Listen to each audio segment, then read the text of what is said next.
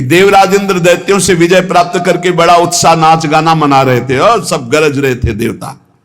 भगवान ने देखा कि अरे मेरे बल से बलवान होकर के ये विजय प्राप्त किए और अहंकार स्वयं कर रहे। केनोपनिषद में है ये कथा। तो भगवान एक विशाल यक्ष के रूप में प्रकट होते हैं। ऐसे सभा में नृत्यगान हो रहा था दूर से, इतना विशाल आकर्षणकारी रूप। देवराजेंद्र ने कहा कौन सभा में जाके परिचय लाएगा, ये कौन बहुत दूर बलवान खड़ा है। भगवान अग्निदेव सामने गए और कहा मैं परिचय लेके आता हूं। सामने गए, कहा तुम यक्ष कौन हो, ऐसा यक्ष तो हमने कभी नहीं देखा। तो उनका पहले परिचय बताओ, तो तुम परिचय जानने आए हो हमारा, तुम कौन हो।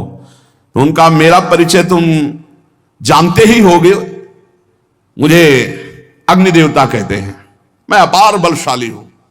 अच्छा क्या कर सकते हो तुम, पूरे त्रिभुवन को सूखे उपले की तरह भस्म कर सकता हूं।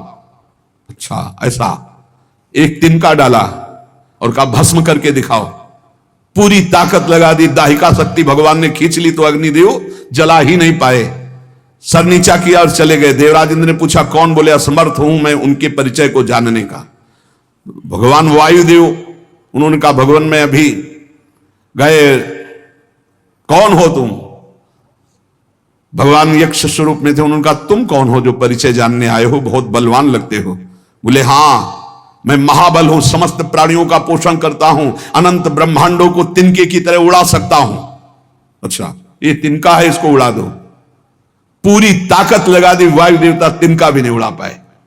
देवराजेंद्र के पास गए, बोले असमर्थ हूं मैं, किसी भी देवता की कोई सामर्थ्य नहीं। जब देवराज उठे तो अंतर ध्यान हो गए यक्ष भगवान, और वहां भगवती अंबा त्रिपुर सुंदरी प्रकट हुई, ज्ञान समुद्र। और उन्होंने कहा तुम्हारा इतना गर्व बड़ा हुआ कि तुम संभाषण भी नहीं कर सकते थे। वो साक्षात श्री भगवान थे, समझ पाए तुम्हारे इन देवताओं में और तुम में कोई सामर्थ्य नहीं, भगवान की सामर्थ्य थे, तुम सामर्थ्यवान होकर विजय प्राप्त किए हो, इसलिए गर्व मत करो, तुम में कोई सामर्थ्य नहीं है। ऐसा अंबा जी ने उपदेश किया।